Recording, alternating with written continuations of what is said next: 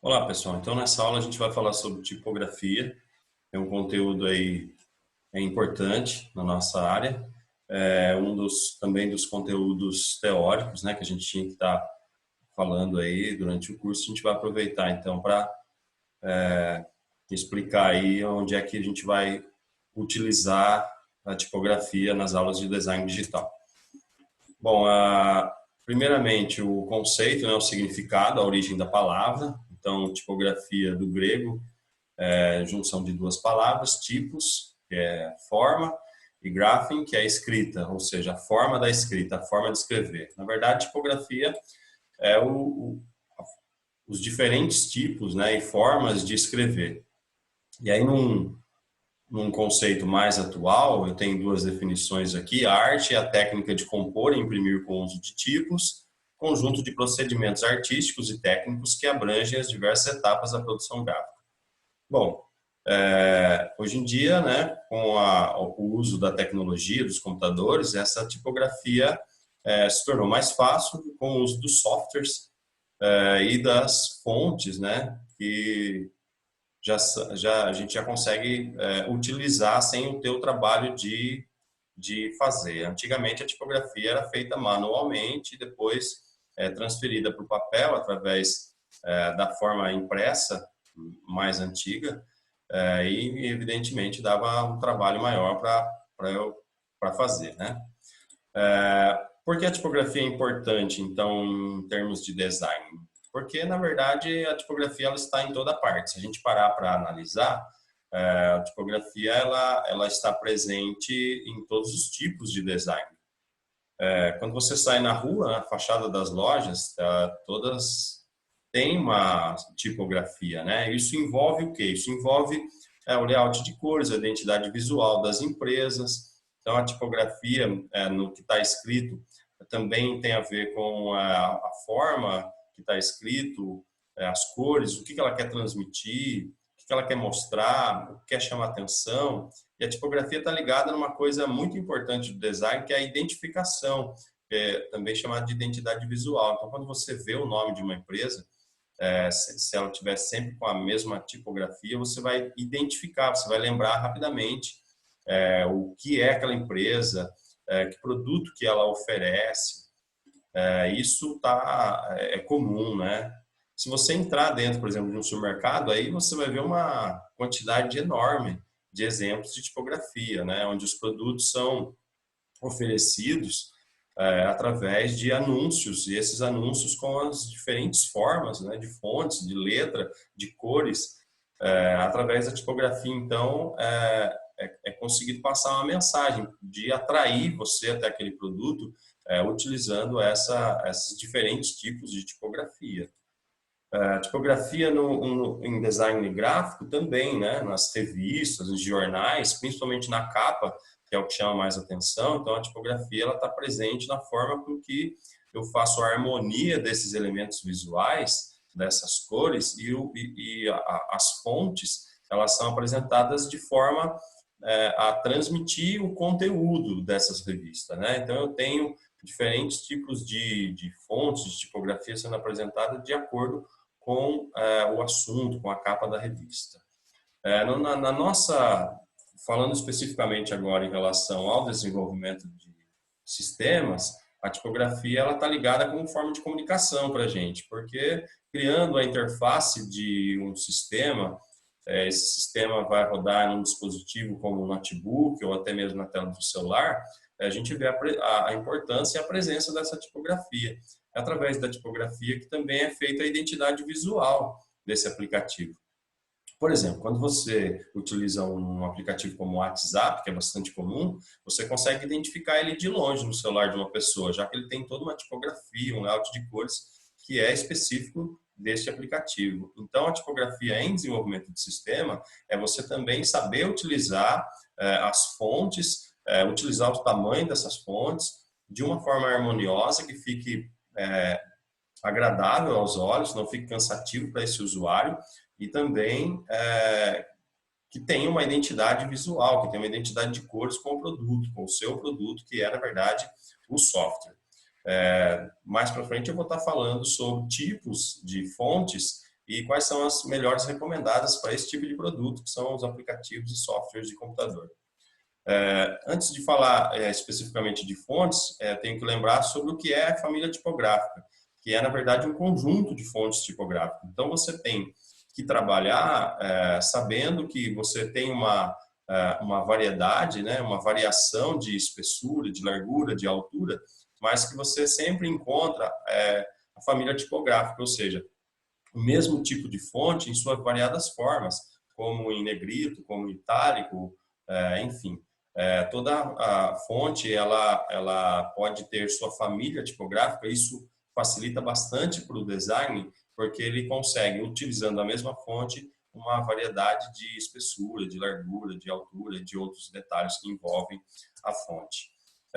O conjunto de grifos, na verdade, que compõe uma família tipográfica que é chamada de fonte, né? Atualmente, hoje em dia, o termo fonte é bastante conhecido, muitos de vocês acredito que já utilizaram fontes, até em aplicativos de texto, como o Word, por exemplo, mas eu não sei se todos já tiveram a curiosidade ou o interesse ou a necessidade de ter que utilizar uma letra diferente daquelas que os aplicativos oferecem. Por quê? A maioria dos aplicativos, eles trazem já com eles instalados um conjunto de fontes, que eles chamam de conjunto de fontes básicos, mas que você consegue aumentar esse número de fontes. Você consegue instalar esse conjunto, aumentar o número de fontes, conseguir diferentes tipos de fonte, dependendo da necessidade. E isso, em design, é muito importante, é muito útil. Você não pode, utilizando aplicativos para design, você não pode ficar limitado e preso somente naqueles que já vêm com o software. Antes de falar, então, de como obter essas fontes, a gente tem que falar sobre a classificação tipográfica, ou seja, existem várias classificações, várias categorias, e eu trouxe aqui as principais: com serifa, sem serifa, as manuscritas ou cursivas, a fantasia ou decorativa, as góticas e as dingbats. São as principais fontes, né? Categorias de fontes que estão presentes aí na maioria dos aplicativos. A principal delas é a com serifa, que seriam as fontes mais antigas, aquelas criadas antes até mesmo do computador, utilizada principalmente em jornais e revistas de antigamente. Para ilustrar bem, mostrar a diferença de uma fonte com serifa e sem serifa, eu trouxe um gráfico aqui bastante interessante. A fonte sem serifa são as fontes mais retas, mais sérias, e a fonte com serifada, as fontes com serifa, elas são aquelas que têm aquelas perninhas, aqueles detalhezinhos mais arredondados. Então, aqui dois exemplos: a fonte com serifa, a fonte sem serifa, e aqui mostrando o detalhe em vermelho, onde seria a serifa, onde colocaria a serifa. Seriam essas perninhas a mais aí que dá um detalhe. Bom, em termos de dica, para design de aplicativos, aí eu tenho alguns exemplos de fontes sem serifa. O ideal é que o que os especialistas recomendam é que a gente utilize a fonte sem serifa nas telas de aplicativos, softwares para computador celular, e deixando as fontes com serifa para design impresso, design gráfico. Segundo eles, as fontes com serifa são mais indicadas para o papel e as fontes sem serifas para as telas dos dispositivos. Fica mais fácil de ver. Então, as fontes sem serifas devem ser utilizadas em design digital, que é especificamente a nossa área. Mas é lógico que você não precisa utilizar sua fonte séria, sua fonte sem serifa.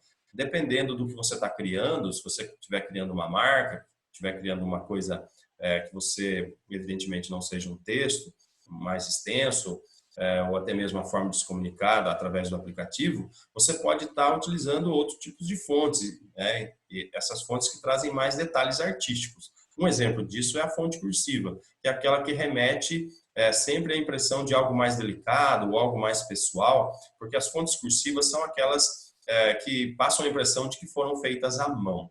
Então, você pode estar utilizando outro tipo de fonte, desde que você esteja utilizando isso para criar uma marca, para mostrar um slogan, para chamar a atenção de uma determinada frase, mas sem exagerar no uso delas. Lembrando que para textos extensos dentro do seu software, da sua aplicação, seria mais recomendado utilizar fontes sem serifas. Fontes fantasias, que incluem também uma categoria, que seriam as góticas, são aquelas fontes mais trabalhadas, aquelas fontes mais exageradas, cheias de detalhes, cheias de desenho, cheias de sombra, que você também consegue encontrar na internet e está colocando muitas vezes em alguns detalhes aí da sua aplicação, da sua arte, do seu design. Onde encontrar essas fontes, né? Embora a maioria dos aplicativos tragam um pacote suficiente de fontes, para o design isso não nem sempre atende. Então, às vezes, você precisa estar fazendo algo mais sofisticado, uma arte diferenciada, e você vai conseguir isso em sites da internet. Um dos sites mais utilizados é o da Fonte. Tem também o NetFonts, vou estar mostrando os dois deles aqui, e também o procedimento para a gente estar fazendo o download e a instalação dessa fonte no sistema operacional. Então, a maioria desses sites, eles oferecem isso gratuitamente e essas fontes, elas são divididas em categorias. Eu vou estar mostrando o acesso agora, um exemplo, né, num desses sites e como está fazendo o download e a instalação. Bom, eu tenho aqui então o exemplo do DaFonte, que é um site bastante conhecido e utilizado. Ele tem aqui as categorias, né, divididas, fantasias, estrangeiras, técnico, gótica, básica, escrita, festas. Eu tenho também o NetFonts, que é um site bastante utilizado, bastante conhecido. Todos eles funcionam da mesma forma, é uma exibição de fontes. E aí você vai vir aqui numa dessas fontes, você vai conseguir explorar melhor, enxergar como que ela é. Um detalhe muito importante aqui, como ela pode ser utilizada, né? Um detalhe muito importante, eu particularmente já tive esse tipo de problema, esse tipo de dificuldade, observar sempre quais são as fontes que aceitam a acentuação e as que não aceitam, porque às vezes você baixa uma fonte, acha interessante, coloca no seu design, mas depois você vai precisar escrever alguma palavra com acento e não consegue. Então aqui eu tenho um exemplo, é uma fonte que não tem acentuação. Vou estar escolhendo uma outra aqui como exemplo. Ó, essa daqui já está mostrando que ela aceita acento. Então, se você fosse fazer uma arte com essa fonte aqui, sem problemas. Esse é um detalhe interessante. Bom, para baixar essa fonte, todos os sites de fontes também são bastante simples. Eu vou clicar aqui em baixar. Normalmente, essas fontes estão no formato zip, né? Eu vou precisar de um aplicativo aí de descompactar esse arquivo, mas isso aí também sem problema para vocês, né? Vou estar salvando essa fonte aqui e na sequência mostrar como fazer a instalação dessa fonte. Bom, aqui eu tenho um exemplo então de duas fontes que eu baixei aqui, ó, Chicken Pea e essa Quintero aqui. Como eu falei, elas vêm no formato zip, né? A grande maioria dos sites se disponibiliza assim.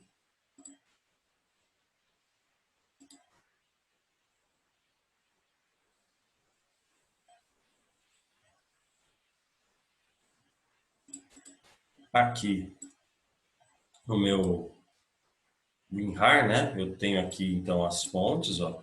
Isso aqui se trata de uma família de fontes, como eu tinha falado, né? Para instalar uma dessas fontes é muito simples. Eu vou dar 2 cliques, vai abrir aqui uma demonstração de como que ela é. Eu vou clicar no botão instalar.